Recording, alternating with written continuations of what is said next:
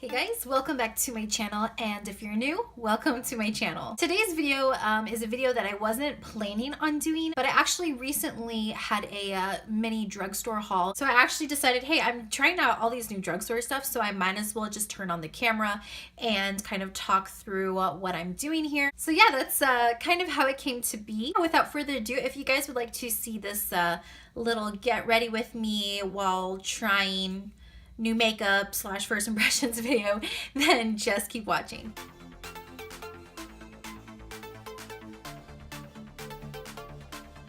For foundation today, I actually have two foundations that I'm going to be mixing for today. I have the L'Oreal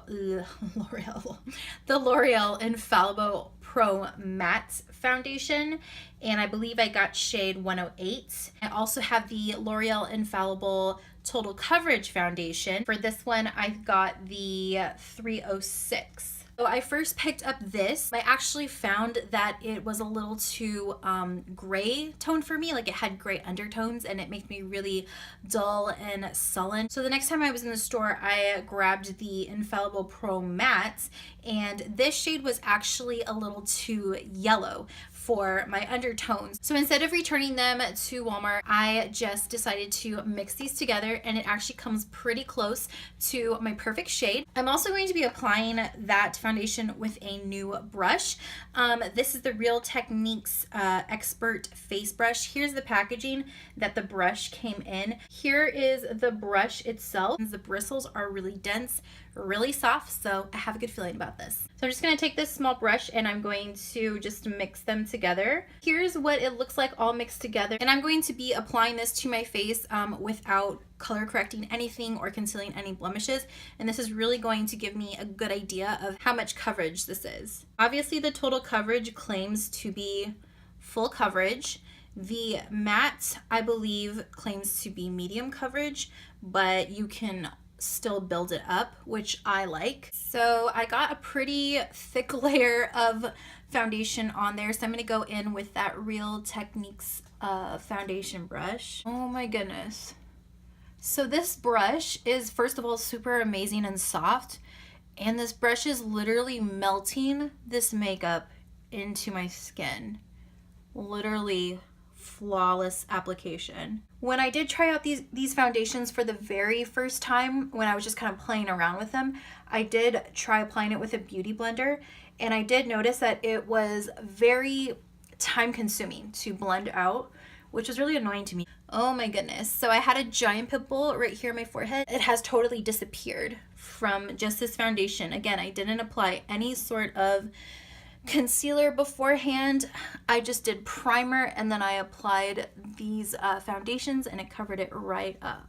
Okay, so I've given it a couple minutes to set, and I gotta say, I'm really in love with this outcome. And I know it's kind of tricky to tell as I mix the foundations, but as far as coverage, it is absolutely amazing. The finish, I would say, is demi matte. I don't feel like it's super like chalkboard matte at all. I think it's more of a natural matte finish, which I really, really like. And so far, it doesn't appear to be settling in any of my creases or tiny fine lines. The application with this brush was very easy.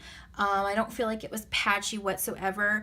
I would definitely recommend applying both of these foundations with a actual brush, foundation brush, than a beauty blender, because I feel like with a beauty blender it's going to be a ton of work and it's going to be more patchy, and also both foundations set very fast.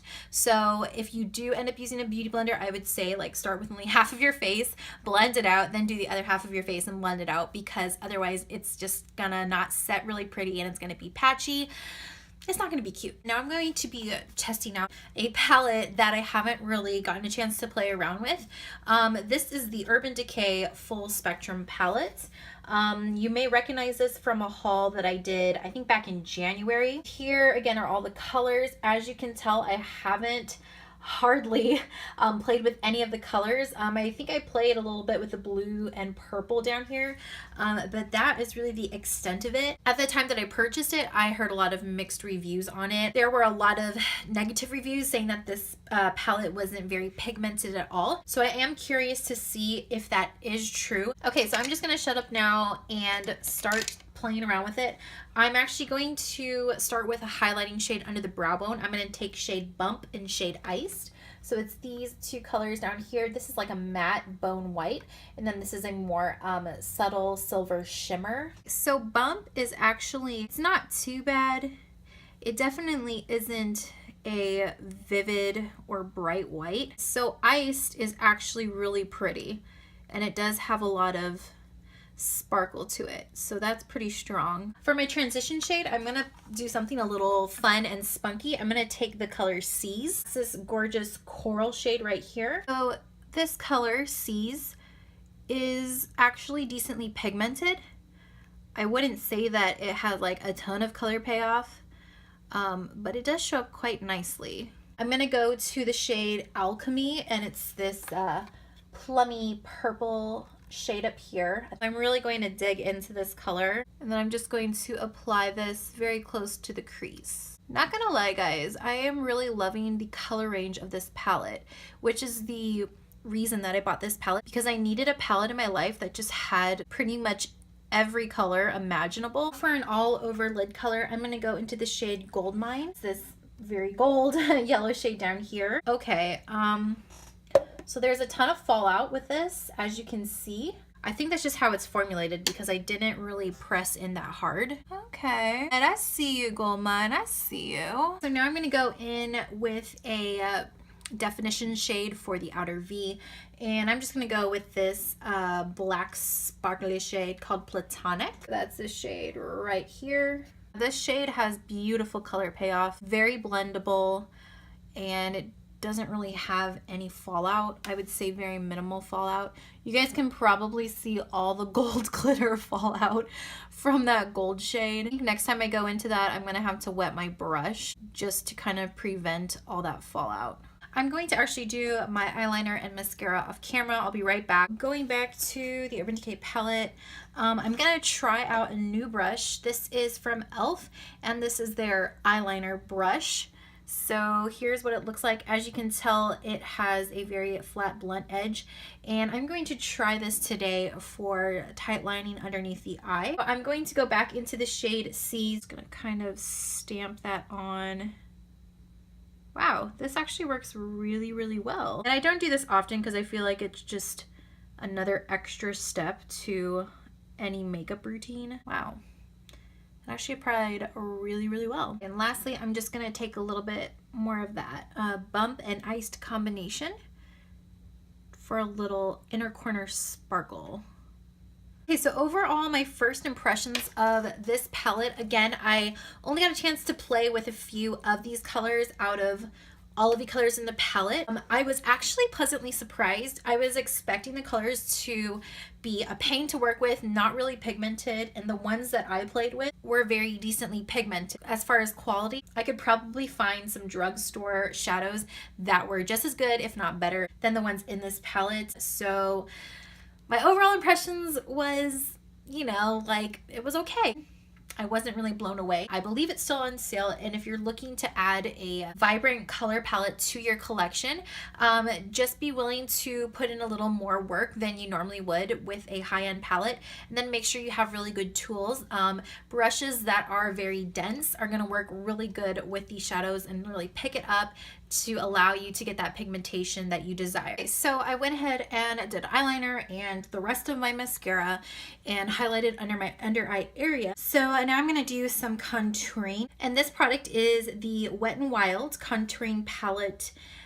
This is the shade Dolce de Leche.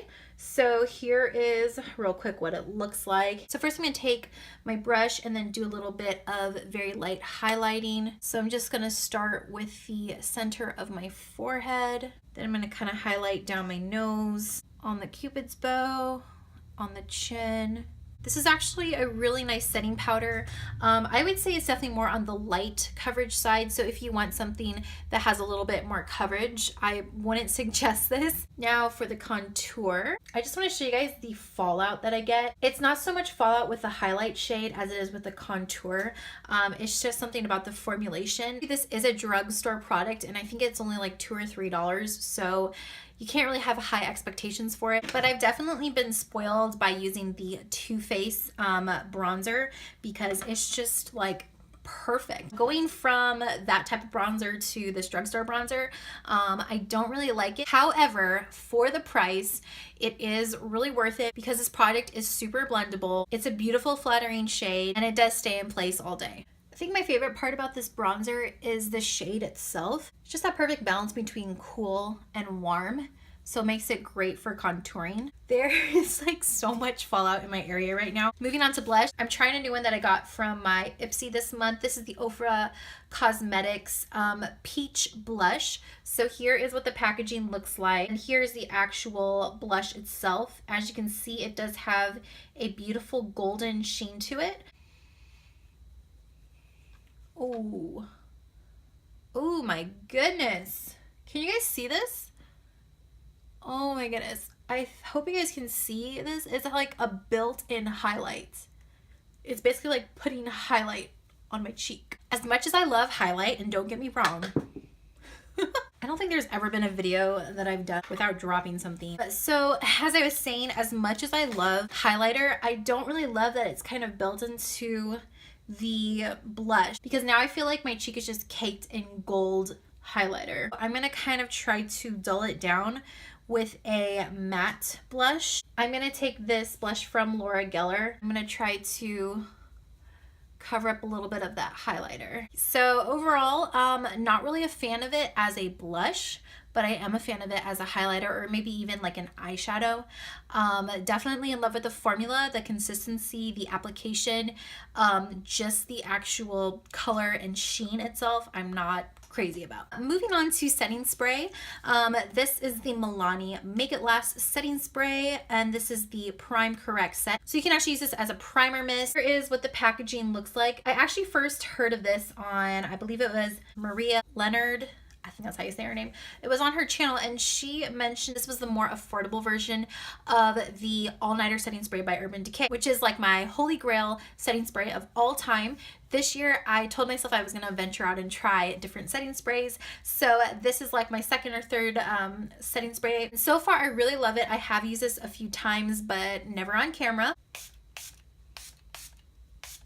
I don't really like the smell of this setting spray. It kind of reminds me of like old lady perfume. And another thing is that it does take a little bit longer to dry, but besides that, it does keep your makeup intact all day. It's super cheap and it's very light and refreshing. So I quickly put on some lipstick off camera. This is the NYX Butter lipstick and the shade Ripe Berry. Here's what it looks like real quick.